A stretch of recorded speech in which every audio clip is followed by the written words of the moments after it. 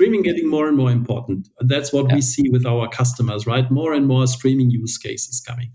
Streaming doesn't mean 100% real time, 0 milliseconds. Streaming can be 100, 200 milliseconds, maybe a few seconds, right? At Databricks or in Spark, streaming is realized with kind of mini batches. You have kind of mini blocks of data, which is moving between tables like in batch, these kind of mini batches. But because they are fast and they are small, it's really a kind of streaming. Basically, you can handle it the same way as batch, right? It's not a big difference. Of course, there are differences how you deal with the data, but basically, it's the same thing. That also goes to what we said in the data mesh, these polyglot ports, right? It doesn't matter if this is batch or streaming. On a higher abstraction level, it's basically the same. So streaming is a part of this, and streaming is getting more and more important. So it's flowing.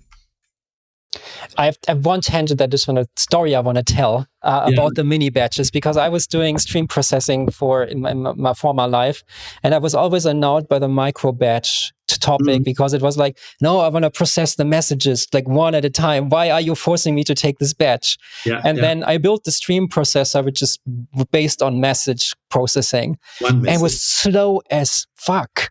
Because it was just like every message that you get, millions, you had to traverse your call stack up and down and up and down and up and down. I couldn't get this to run faster.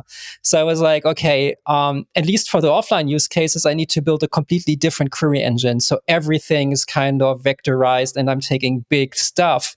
And then I was like, how nice would it be if this is kind of unified and I could operate on micro batches? I was like, this is why they did it this way. So it's like, okay, you have been there and you know that this kind of, I don't know, RabbitMQ style of individual message processing doesn't scale. So if you want to have something that's kind of able to either do a high volume or to do batch and online at the same time, you will end up at micro batches in some form. And this is actually what you probably want in the stream processing use cases. And probably you can tune it in a way that the micro batch is a single message. So if you really, really want to be like super up to date, then you can just do that, right? You have to use Kafka, right? There you can do this. Some special software. You have single events which are flowing around. If you really need this in your use case, then you would use these kind of tools.